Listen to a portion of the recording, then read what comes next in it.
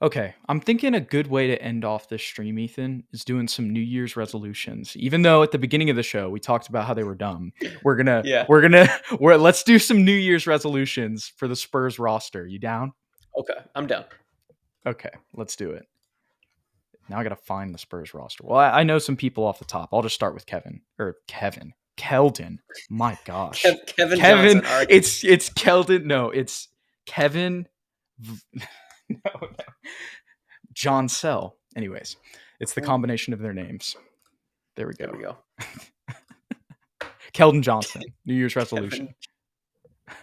Kevin John Sell. It took me so long to understand why he was like John Sell. And I was like, oh, okay. It's the But combination okay. of their names. Yeah, I got it. I was trying to recover from saying Kevin. Anyways. Did you have a? Yeah, no, I was saying, I was asking you. Yeah. Oh, but you wanted New me to Year's give resolution okay, my bad. for Keldon. Yeah, I'll give mine after. I was asking. Yeah, okay. Keldon's New Year's resolution. Let's see. I will shoot at least 38% from 3-point land for the rest of this season. That is a good one. And he had a good, that was another thing we forgot to talk about last night's game. He 4 shot for very 5, and it looked like the shot was there. It looked way more comfortable. A couple that were contested too, like really tough. Hopefully this is a step in the right direction for him. I think that's a great New Year's resolution. Let me think of something different.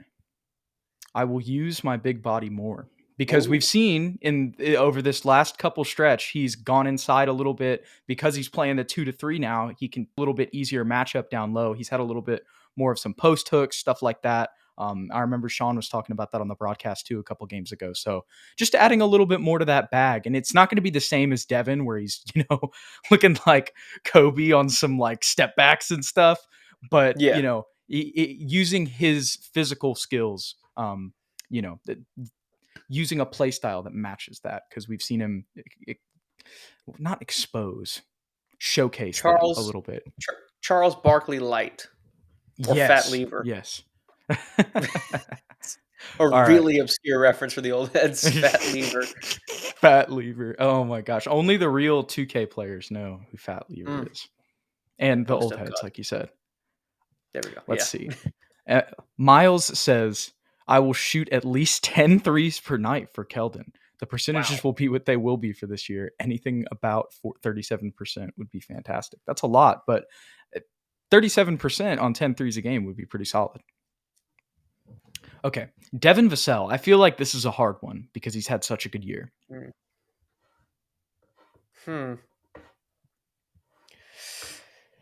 I will play. Yeah. That's a good one. Dang it. I have no argument. I will have a triple-double by the end of this season. Okay. That's a good one. Because he's gotten really close. So, there we go. Get a triple-double in before the end of this year. I feel like I might have I think before the season I made a prediction for Keldon and I said he'd get one. And I don't think he's got one either, but both of them have got pretty close. Yeah. But for Devin, I feel like he has a better chance. I'm going to roll with him. Okay. Let's see. After that, we can go with Trey Jones. Dylan says he's going to get a triple-double 3 times this year. I wouldn't mind we that. Need him out Trey there. Jones. Let's see. Trey Jones. I will. Good stuff, Miles. Trey Jones. I will average more than 1 steal a game from this point forward. How much is he averaging now? Watch, he's got like... Yeah, I did 2.3. I'm an idiot. Yeah, I think he might have more than one is the thing. All right, I average 2 steals a game. I average 2 steals a game from this point on. Yep, he's 1.4. Okay, I will get to 2 steals per game by the end. That's crazy. That's something I didn't realize. That's basically a steal and a half a game for Trey. Yeah, I should have looked at his stats first. Let me change it. I will get to 45%. Right now he's at 44.1. I will finish the year at 45%. Let's change it to that. All right, I'll have one. This is, I think, going to be a little challenging, but I'm going to be ambitious here. It's not going to sound crazy, but I think it'll be challenging. Okay. I will finish the year at 30 above 32% from 3. I think he can do it. He's capable It's of going to doing be that. tough. He's at 29% right now, but I think he can get there too. All right. Who is somebody else on the Spurs roster? We need to do Dominic Barlow. No. Ooh, Unfortunately, he probably won't play much on the Spurs this year, so we won't do Dom Barlow. But we can go with Romeo Langford. We can go next with him. hmm. I will not go 0 for 6 ever again. Oh I my will not gosh. get 0 points in a game that I start ever again. Let's do it that way. I will build consistency on offense. Okay. There That's you good. go. I like that. Because it's like all we need is like 2 of those. Like even if he doesn't have as crazy of a game, just to like after that 23-point performance, like just 14, something. And that was the thing. We can talk about Romeo here for a second because Keldon was talking about that after his 23-point game in the post game. He was like, because they were in the same high school like AAU circuit because they were both top tier guys coming out of high school, right? So they knew each other, even though they weren't in the same area. They kind of grew up going to the same camps, EYBL, whatever it was. And he was saying, he was like, Romeo in college and high school used to do this all the time. So, they have belief that he can, drop 20 when he needs to. It's Yeah. just, kind of where is he at? It seems like that's kind of been the plight of his career so far. But the fact that the team believes in that ability, obviously they're going to talk positive about their guy, but it seemed pretty genuine that like they believed that he had the ability to do that. So if we can just build some consistency on offense, especially if we end up trading these guys, I think I was texting another friend, but it might have been you. You can tell me when I ask you this, but I was talking about, say we trade Doug and Jay Rich, right? Potentially the backup lineup could be Blake Wesley, Malachi Branham, Romeo Langford, and then whoever we want to play at 4, that can be Stanley, KBD, or Roby, and then Zach. Yeah. So if that's the case, we would need him to be a consistent scorer. Maybe, obviously the L's are kind of inconsequential this year, but you would like to see consistency from him offensively, and he might get, a consistent rotation role depending on what happens at the Mm, deadline. that's How a really about good Doug one. McDermott? Ooh. I will continue to up my trade value by shooting more than 40% from 3. Let's see where he's at right now. Is he at 40? I think he's at 41. Probably is. I'll get you some stats here in a second, Dylan, on Dominic Barlow. Yes, he is at 41%, Mm. 41.6. Let's get to 42. Mm-hmm. Let's see here. For me, for Doug McDermott,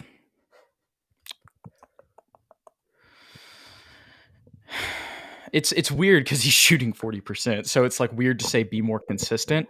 But Look I for feel your like we're shot not. more. How about that? That's a good way to describe it because, but also I feel like this is tying into him and Jay Rich playing less kind of over this last stretch. Like I feel like Stanley Johnson and Malachi Branham are getting more staggered minutes, right? And that's kind Yeah. of taking away from both of them, which is leading into all the trade talk that we're talking about, right?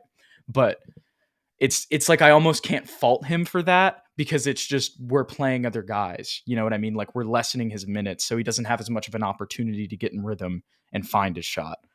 But that's what I would say. I'll still roll with that, but there's kind of an asterisk next to it because we're taking his minutes away. So kind of is what it is Yeah. there. And he's one of those guys that really needs to play off somebody else, like a star.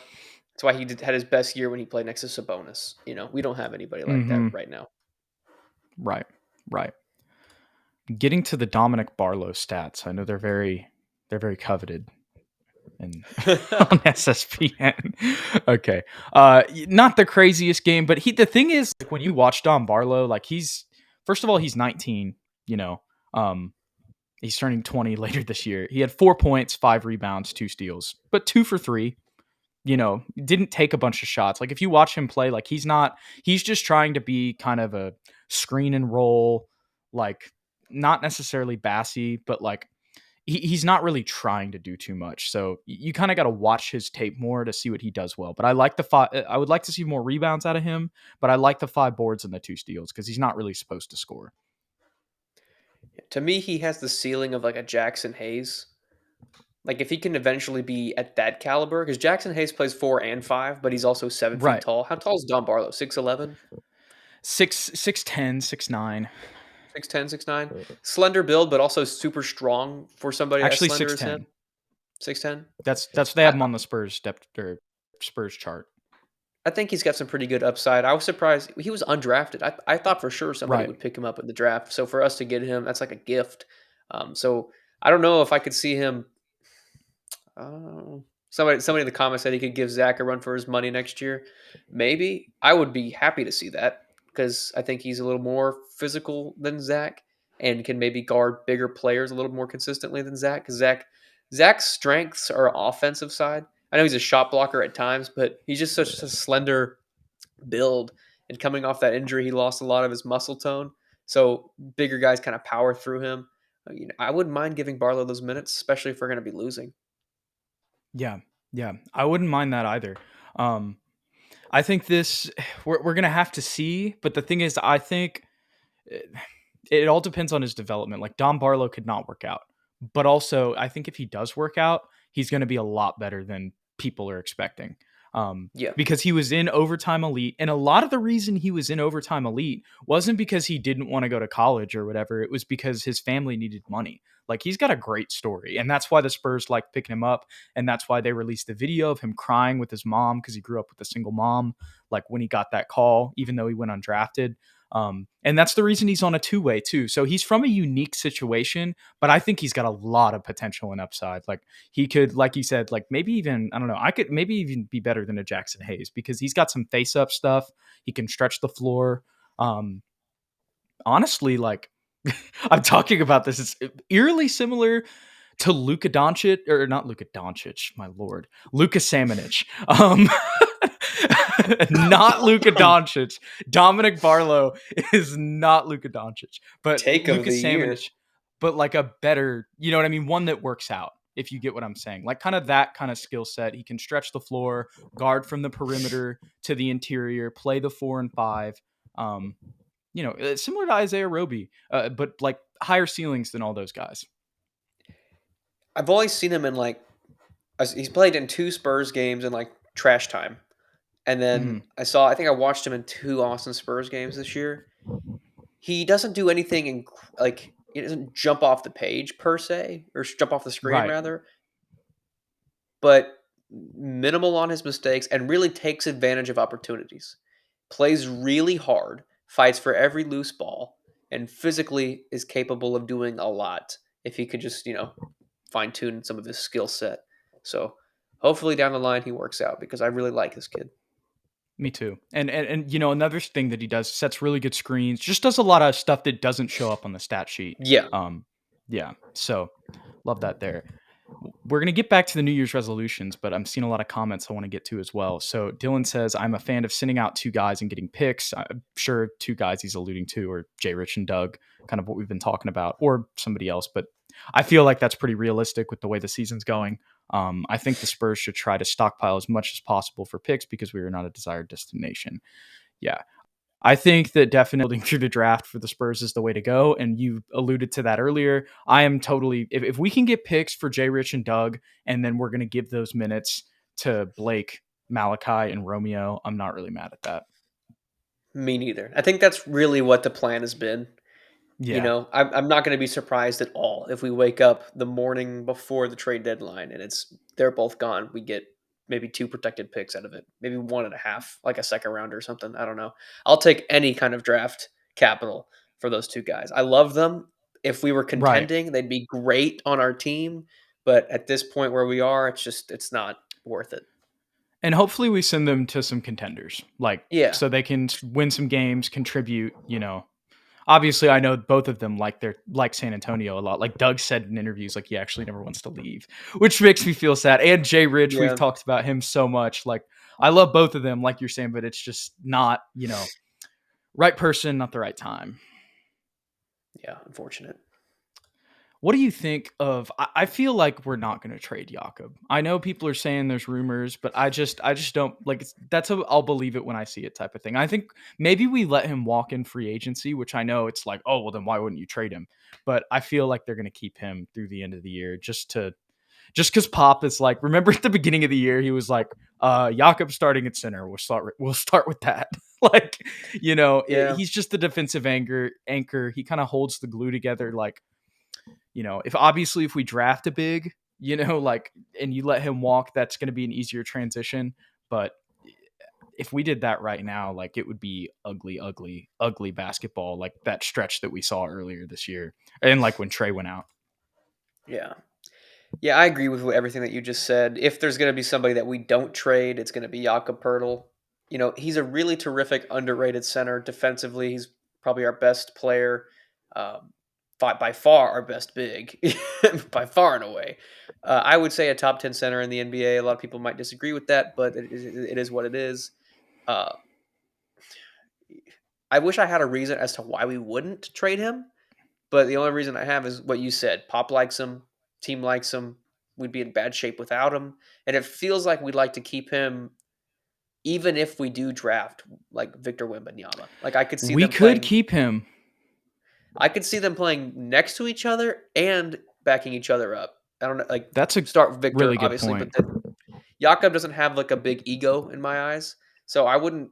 If he wants to stay in San Antonio, which I think he does, I don't think he'd have an issue mentoring a young Victor Wembanyama. Yeah. No, absolutely. And that's another key thing with him. Obviously, once again, big caveat with him. It's like you got to win the lottery to get that. Yeah. But he could definitely play the four. And the other thing that I was thinking about while you're saying that, it's like with the emergence of Charles Bassey, we have a contract next year, like with him. Like we can offer him another. He may decline it, want to go into free agency, but at that point, I think he wants to be here. Bless you. I didn't say that the first time. Thank That you. was so That's all disrespectful. right. No Anyways, worries. the point is we have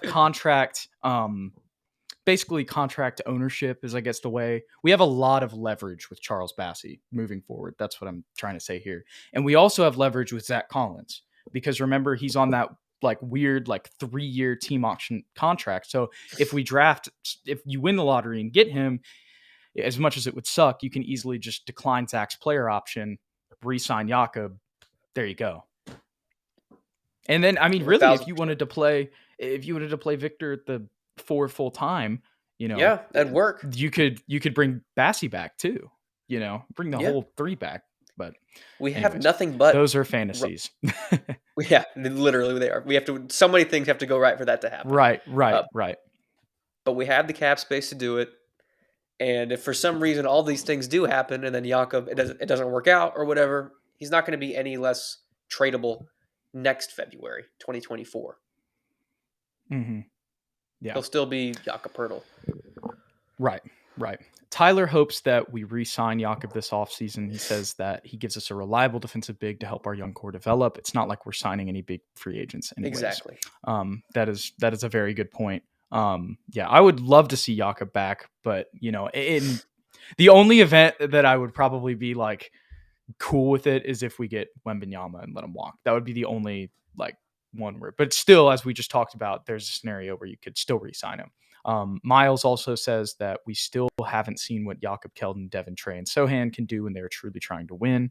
Obviously, that'll be a long time down the line, but that's a really good point because and this is something we talked about on the last post game, and you're seeing it around the league right now. Larry Markkinen in his last 5 games is averaging like 30, 11, and 5, and he's been tearing it up all season for the Jazz. I know I can't think of another example off the top of my head right now, but there's a lot like when you give up on these young players, you know, it's not always like sometimes it doesn't click until they're 25, or 26. It takes time, Like I think last episode I said not everybody's jaw. So It's I would, true. I'd love to see what that looks like, but also I feel like the Spurs have something up their sleeves, and a lot of it I think depends on this draft, as we've kind of talked about throughout the show. But anyways, getting back to the New Year's resolutions, we'll wrap up here. Trying to find the roster. Some of these, it's gonna be funny. Okay, we'll go with Zach. Zach Collins. I will continue to look for my shot. I will continue to be aggressive on defense. Very Okay, good. next we got Sohan. I can't believe I didn't say him earlier. He's definitely key piece. Each month, I will continue to average more points. Hmm. I was about to say I will learn I will learn a lot every time I play Luka Doncic. Poor dude. We Oh all my learn a gosh, lot. it's like when you're watching Sohan, like who's done like played some pretty good defense against like some solid NBA scorers, like all-star level players, and then you just see him just getting toyed with Luka, and that just ties into what we were talking about earlier. Like Luka is just so next level. But I will continue to hit threes on occasion. Like he So did last night. disrespectful. I know 2 and 3 though, 2 for 3, baby. Yeah, he's doing well. He did well last night. Look, he just needs to keep having those games, just every once in a while. Yeah. Look, we gotta Oh be man. patient with him. But free throw form, look, all the memes and everything, it's awesome. It's working. It's working, and that's what matters. Our man Birkin Altanok says Romeo has to be unleashed. Pop needs to give him the go ahead to attack. In all I think he caps. has. He had 23 the other night. See, we just need Yeah. to we need to give him 40 minutes. New Year's resolution for Pop. Yeah. Just I'm all kidding, of for. course. I think we're both all for Romeo going full Hey, I was throttle. saying, right. No, exactly. Off the bench. That's what I'm saying. Give him a Yeah. full rotation spot after we trade the other guys for picks. Okay. Somebody else. We're getting down to the nitty gritty of the roster here. Okay, Jay Rich. This is so tough because he's probably Yeah. going to be gone. Uh, I don't know, man. I will be more consistent as a playmaker off the bench. Gosh. I will support the Spurs and be a great teammate for as long as I'm still here. Wait. I will post an appreciation Instagram post for the Spurs when they trade me. Yes. There we go. Poor Jay Rich, man. Oh, I want him to get more minutes because he was playing so good at the beginning of the last year and this Yeah. at the beginning of the year. It's like, oh, it's so obvious. Okay. Now here's a little fun duo. We'll start with KBD. Hmm. Uh, I will continue to usher waters diligently to the guys that are playing. No, I'm just joking. I I will will. I will shoot. I will shoot. Um, I will play against LeBron again and drop at least 10. How about that? there you go. For KBD, I will be more of a consistent 3-point shooter. There we go. If he ever gets to Okay. play again. Right. And next on, speaking of that theme, Isaiah Roby. I will break the rotation. No, I will. Gosh, Isaiah Roby. I will be more On the consistent team, baby. defensively. Yeah, that's Just fine. something generic. No, but like the thing is though, like that actually It's true fits though. him. Yeah, Like that's like awesome. that thing, like from when we've seen him.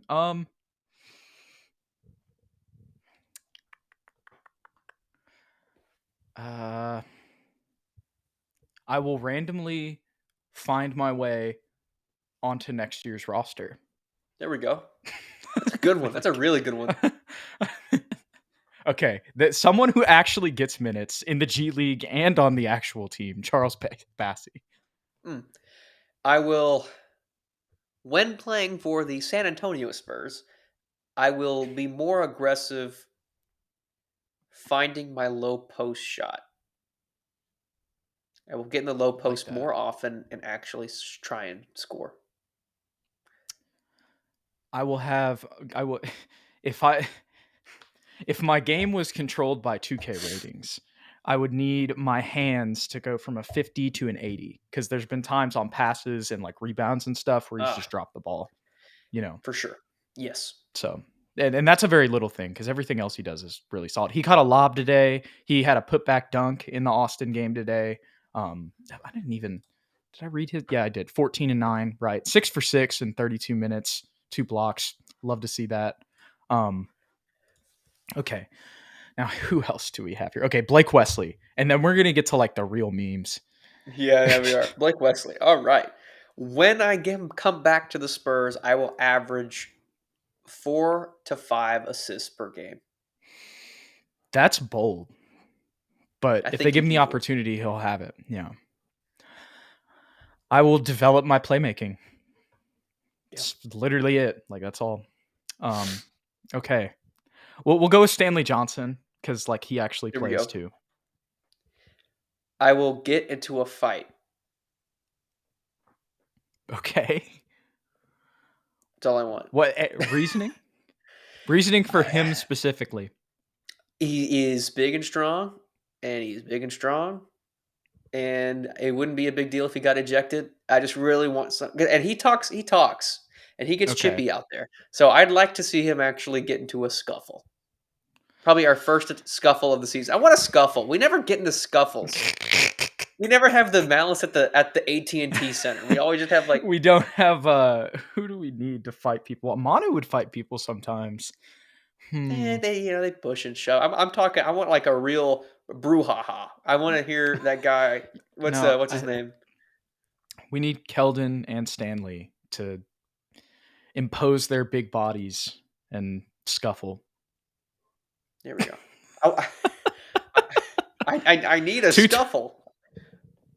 I need some jostlers. I need some jostling going on. you need you need Stanley to get a fight. Oh my gosh. Um the thing like he doesn't really do anything bad. Like he just plays his role perfectly. I don't really have any criticisms. Continue to Yeah, do what you're doing. There you go. That's his New Year's that's a resolution. really good All one. right.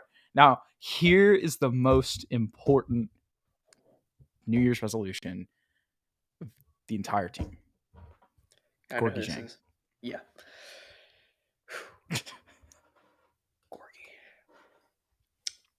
I will continue to stand up and clap when our guys get a fast break dunk.